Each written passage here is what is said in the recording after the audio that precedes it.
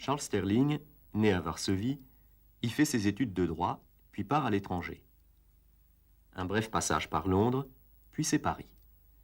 Il s'intègre au groupe des étudiants d'histoire de l'art de la Sorbonne, rassemblés autour de Henri Faucillon. Décidé à faire sa vie en France, Sterling retourne une dernière fois à Varsovie pour y accomplir ses obligations militaires. Il regagne définitivement Paris, où il apprend qu'il vient d'être nommé au musée du Louvre.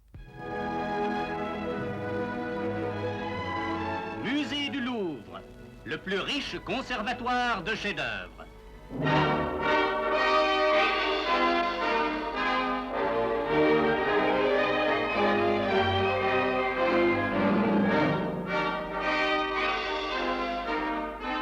Sterling est nommé au département des objets d'art.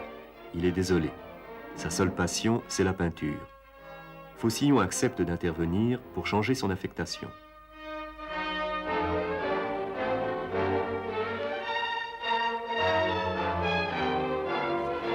J'obtiens une audience et je suis tout tremblant devant un homme qui me paraît dangereux. Collier de barbe, l'œil noir en coulisses, une sorte de César Borgia d'un théâtre de province.